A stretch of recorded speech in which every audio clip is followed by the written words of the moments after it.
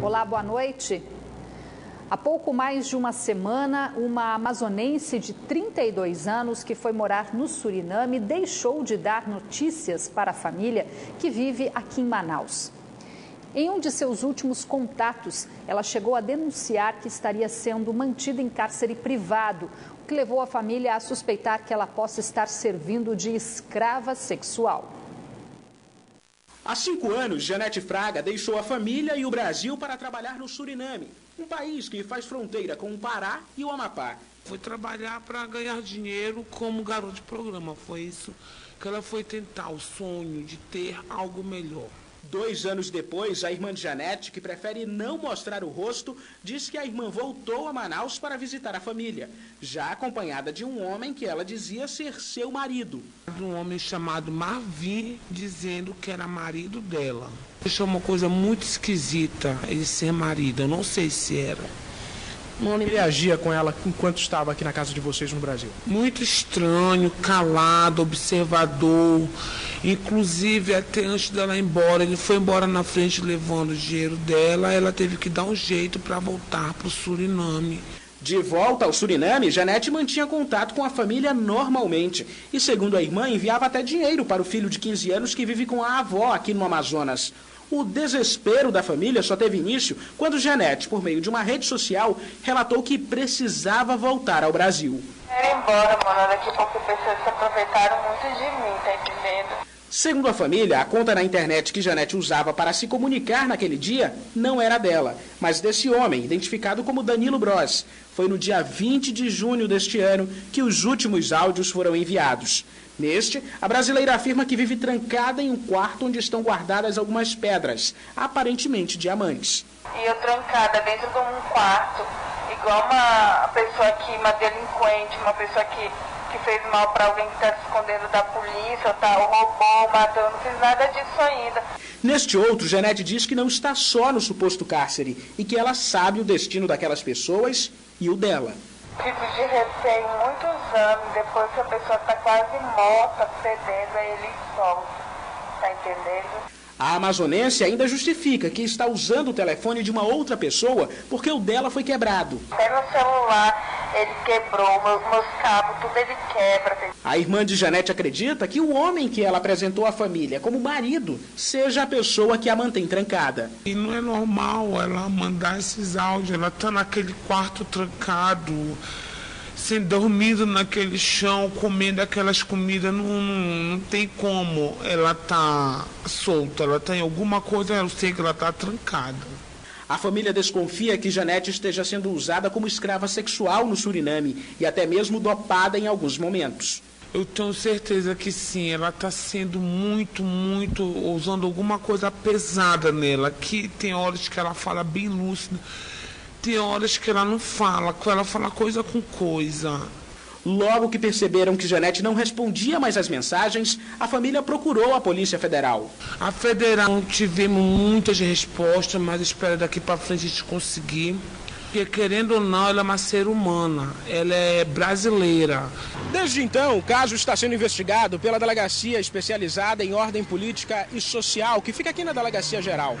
A delegada responsável pelo caso, Ana Catarina Saldanha, não quis gravar entrevista, temendo que detalhes sobre o assunto pudessem prejudicar as investigações. A foto da amazonense de 32 anos já está sendo divulgada pela Polícia Civil como desaparecida. Enquanto isso, a família segue, desesperada e sem contato com Janete. Por mais que eu não sei se ela está viva, não sei como é que está a situação dela, mas eu quero ela. Eu queria que ela fizesse algo, não só por ela, por muitos que estiverem por lá também, que eu tenho certeza que não é só ela. A Delegacia Especializada em Roubos, Furtos e Defraudações apresentou na manhã de hoje um suspeito de latrocínio Paulo Henrique da Silva de Araújo, de 20 anos, é acusado de matar o administrador Flávio Lameira de Oliveira, de 36 anos, ao tentar roubar o carro da vítima, que seria usado para cometer assaltos na cidade.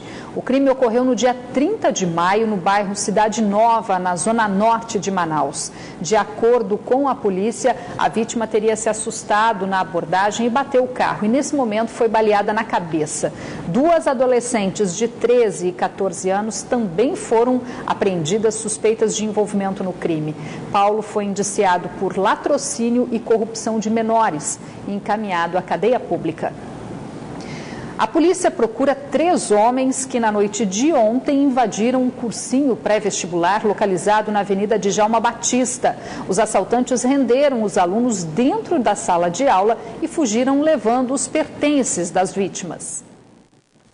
De acordo com a polícia, os 3 homens armados invadiram a unidade do curso pré-vestibular por volta das 8h30 da noite desta terça-feira. Os infratores renderam os estudantes dentro da sala de aula para roubar os pertences das vítimas. Nenhum aluno ficou ferido. Os criminosos conseguiram fugir tranquilamente. A polícia segue com a investigação para identificar e prender o trio de assaltantes.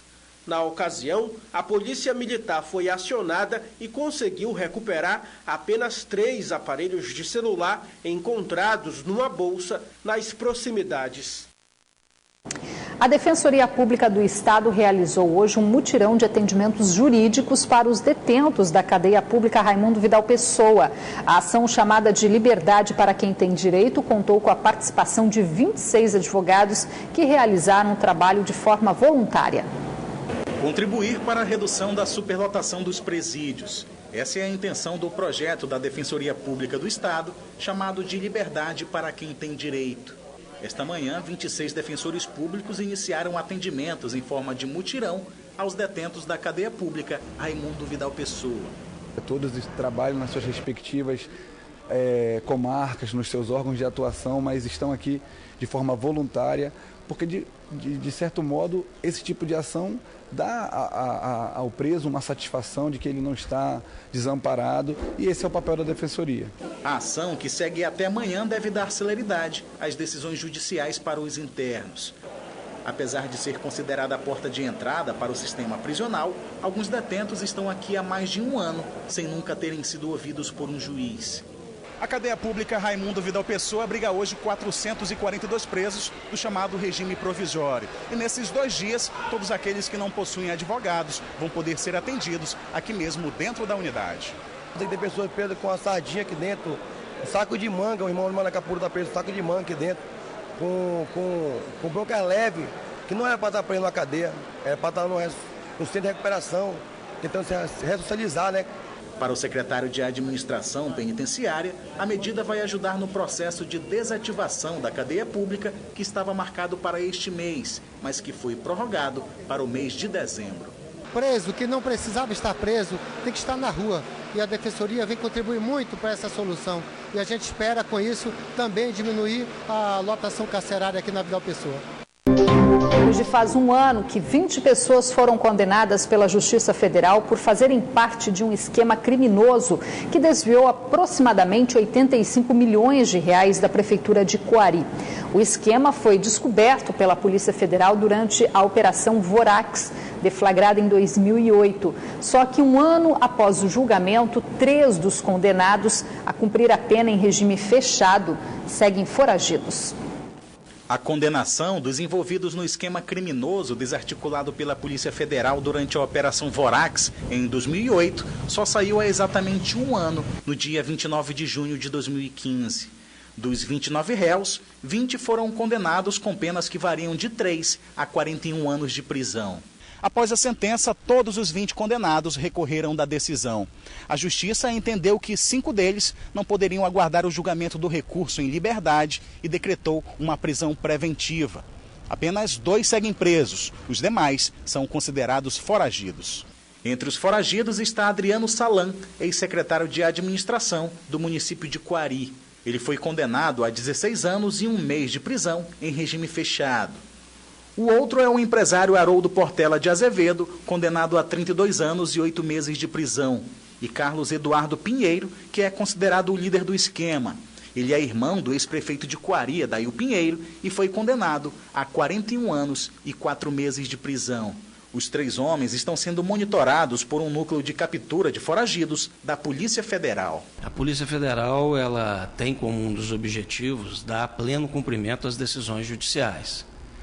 Então, obviamente, os mandados de prisão, que é fruto de todo o trabalho de persecução criminal do Estado, ele é uma prioridade para a Polícia Federal. Os alvos da polícia, no processo gerado pela Operação Vorax, são acusados de desviar aproximadamente 85 milhões de reais dos cofres do município de Coari por meio de fraudes em licitações, além de outros crimes de corrupção. Crimes que fizeram Carlos Eduardo Pinheiro figurar na lista dos 10 mais procurados pela Interpol, a Polícia Internacional, aqui no Brasil. Há vários indicadores que levam a essa inclusão. Basicamente, o tipo de crime, a periculosidade, o papel que o agente exercia dentro da organização e também indicativos que ele pode estar fora do país. O delegado diz que só este ano, pelo menos 30 foragidos da Justiça Federal já foram recapturados e que, por mais tempo que passe, todos os esforços estão concentrados para que os condenados pela Justiça paguem pelos seus crimes. Obviamente, não é uma tarefa simples. A localização de pessoas, ela sempre tem uma grande complexidade. Mas eu acho que o mais importante para a sociedade é saber que, independentemente do tempo, nós mantemos uma equipe com esse objetivo exclusivo de fazer as capturas dos foradidos da Justiça. Mais 39 projetos de produção industrial foram aprovados na manhã de hoje na terceira reunião do ano do Conselho de Desenvolvimento do Estado do Amazonas. Os investimentos ultrapassam 905 milhões de reais. Os representantes do Conselho de Desenvolvimento do Amazonas, por unanimidade, aprovaram os 39 projetos de produção industrial, com investimento que ultrapassa 905 milhões de reais. Nesta reunião do CODAM, o secretário de Planejamento do Estado acredita que o Polo Industrial de Manaus continua sendo um atrativo para agentes econômicos, já que cresceu o número de projetos. No mesmo período do ano passado, nós aprovamos 15 projetos. Esse nós estamos com 40, que é o número que foi aprovado na reunião do mesmo período em 2014. Então, eu creio que nós temos aqui, sim, um bom número de projetos. Na reunião de número 262, os principais projetos vêm de fabricantes de televisores, que devem gerar 410 postos de trabalho. Outros projetos também se destacam, entre eles uma fábrica de processamento de celulose. A parte de celulose, papelão para embalagem, né? Temos também uma diversificação muito interessante que traz preparação em pó para alimentos, que é uma diversificação na linha do que ela produz no mundo. Temos também ainda o crescimento, fortalecimento do nosso polo de informática, trazendo aqui máquinas automatizadas de contagem de dinheiro. Todos os projetos devem gerar 1.815 oportunidades de emprego diretamente. A superintendente da SUFRAMA, durante a reunião do CODAM, comemorou uma decisão tomada ontem em Brasília, que pode mais tarde trazer para o Estado empresas fabricantes de luminárias e de óculos escuro. Então a pauta era essa, era aprovar um PPB para os óculos de sol e retirar o indeferimento de PPB para as luminárias, porque sabe-se que há um trabalho para colocar a luminária LED como um bem de informática. Ao final da reunião de hoje, na sede da FIEAM, o presidente do Centro das Indústrias pediu aos conselheiros e políticos do Amazonas que juntem forças para diminuir a burocracia dos processos produtivos básicos, que dão direito às empresas de se instalarem no Polo Industrial de Manaus. É por isso a necessidade de somarmos esforços para aprovarmos os PPBs para a atração de novos investimentos. Isso não é favor, ninguém está pedindo o favor de ninguém, nós temos respeito ao nosso direito. Agora, não menos importante que isso, é desenvolvermos novas matrizes econômicas para levarmos desenvolvimento para os outros municípios do Estado, para que o Estado deixe de ser tão dependente como é hoje da capital. Os órgãos envolvidos na organização dos Jogos Olímpicos na capital voltaram a discutir nesta quarta-feira as ações de segurança que serão realizadas no evento esportivo esse ano. Na ocasião, foi entregue o Plano Integrado de Segurança e Ordenamento Urbano depois da passagem da tocha olímpica pelo Amazonas. Os órgãos das esferas federal, estadual e municipal que compõem o Comitê Organizador Olímpico Local discutiram as medidas de segurança que serão usadas nos Jogos Olímpicos nas instalações para hospedagem, treinamentos e competições dos atletas. No evento também foi feita a avaliação da operação do revezamento da tocha olímpica no Amazonas e a entrega do Plano Integrado de Segurança e Ordenamento Urbano. Encerra o ciclo de planejamento e nós vamos partir então para o ciclo de operações integradas do futebol olímpico. Realizamos para o revezamento da tocha o mesmo processo. O workshop sobre a entrega de protocolos segue até sexta-feira no Centro Integrado de Comando e Controle do Amazonas. Lembrando que nós já entregamos aí 45% dessas estruturas temporárias. Inclusive, o Centro de Convenções Vasco e Vasco já está pronto com a estrutura temporária dele, onde a partir de segunda-feira agora, dia 4 de julho, irá funcionar a bilheteria. Ou seja, as pessoas poderão ir direto ao Centro de Convenções Vasco e Vasco comprar os seus ingressos para os Jogos Olímpicos. O coordenador estadual do Comitê Manaus 2016 ainda falou dos ajustes dos preparativos para os Jogos Olímpicos que serão realizados na capital. Faltando 37 dias, hoje exatamente, para o início do primeiro Jogo Olímpico aqui, estamos aí já preparados, né, para receber. Lembrando que a partir do dia 29 de julho já temos a chegada aí das seleções olímpicas que vão estar em Manaus. Elas estarão, as primeiras seleções que estarão em Manaus dia 29 de julho será Japão e Suécia, que já estão confirmadas. E agora a gente confere a previsão do tempo para amanhã aqui na capital e algumas cidades do interior. Em Manaus, a previsão é de sol com poucas nuvens. As temperaturas variam entre 24 e 33 graus. Em Tabatinga, o tempo fica nublado e as temperaturas variam entre 23 e 29 graus. Em Humaitá, o sol aparece entre nuvens, mínima de 23 e a máxima chega aos 34 graus. Em Itacoatiara, a previsão é de chuva fraca e as temperaturas variam entre 25 e 31 graus. O Tribunal Regional Eleitoral ainda não divulgou quando deve ser retomado o julgamento da ação de investigação eleitoral que pede a cassação dos mandatos de José Melo e Henrique Oliveira. A votação iniciada ontem já contabilizou 4 votos a favor da cassação e pela realização de novas eleições e foi suspensa após pedido de vistas de um dos juízes. Entre as irregularidades apontadas pela acusação estão o uso indevido de imagem institucional do governo do Amazonas, tratamento odontológico em troca de votos e reajuste salarial de servidores públicos, período eleitoral. Nesse novo julgamento, o Ministério Público Eleitoral deu parecer favorável à cassação do diploma do governador José Melo e do vice dele, Henrique Oliveira, e pede que eles fiquem inelegíveis por 8 anos. Então, o Ministério Público entendeu, tal qual o relator, que nesses 2 casos havia provas mais do que robustas demonstrando o abuso de poder político apto e grave o suficiente a desequilibrar o pleito e, por isso, a pena de cassação, tanto a pena de cassação quanto a pena de inegibilidade, se impôs nesse caso. A defesa do governador José Melo afirma que as acusações são infundadas e que Melo não cometeu fatos graves durante a campanha. E se a gente contrastar esse valor com o tamanho financeiro da campanha do governador, isso representa 3%. Não é? Da mesma forma como se a gente analisar aquilo que está presente nos recibos que foram apreendidos com a Nair Blair, isso representa 0,17%. Daí, na linha da jurisprudência do Tribunal Superior Eleitoral e do Tribunal Regional Eleitoral, eu ter dito que não há gravidade, posicionamento que eu mantenho.